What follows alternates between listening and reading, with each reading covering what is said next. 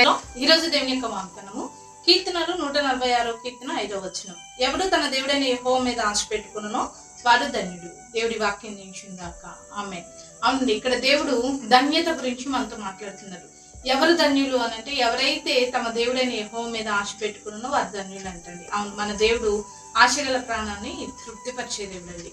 నీవు నీ యొక్క ప్రతి పరిస్థితిలో దేవుని బట్టి నువ్వు గనక ఆశపడితే దేవుడు తన నామంలో నీ ఆశగల ప్రాణాన్ని తృప్తిపరుస్తాడు.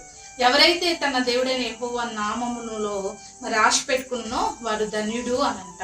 నువ్వు దేవుని బట్టి, దేవుని నామమును బట్టి, నా దేవుడు నాకున్నాడు, నా దేవుడు నా జీవితంలో కార్యం జరిగిస్తాడు, నా దేవుడు ఆశగల ప్రాణం తృప్తిపరుస్తాడని దేవుని నిమిత్తం దేవుడి మీద ఆధారపడుతూ నువ్వు ఏదైతే ఆశపడుతున్నావో నువ్వు ధన్యుడు అంట. ఎందుకంటే నీ ఆశను దేవుడు తీరుస్తాడండి. ఆశగల ప్రాణాన్ని తృప్తిపరిచే దేవుడు నీ సన్నిధిలో ఉన్నావు కాబట్టి గొప్ప ధన్యత దేవుడు నీకు ఇచ్చి ఉన్నాడు. నీ ఆశగల ప్రాణాన్ని దేవుడు తృప్తిపరుస్తున్నాడు. కాబట్టి దేవుడి మీద నువ్వు ఆశ పెట్టుకొని ఉన్నావు కాబట్టి ఆయన నీ ఆశను నిరాశ చేయడు, నీ ఆశను ఖచ్చితంగా నెరవేరుస్తాడు.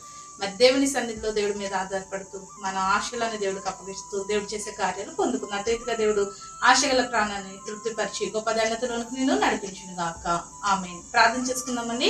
సకల ఆశీర్వాదాల కారణభూతుడమైన మా ప్రియపరులకు తండ్రి యొక్క ప్రార్థనలు ఇస్తున్న ప్రతి బిడ్డని జ్ఞాపకం చేసుకోండి. వారు తండ్రి ఏ విషయంలో ఆధారపడక నీ అందు విశ్వాసంతో నీ మీద ఆధారపడి ఆశ కలిగి ఉండుటకు నీ నామములో తండ్రి నువ్వు ఇచ్చే ధన్యతలో వారి ఆశ నెరవేర్చుటకు సహాయం చేయమని యేసు నామములో ప్రార్థిస్తున్నాము తండ్రి. ఆమేన్.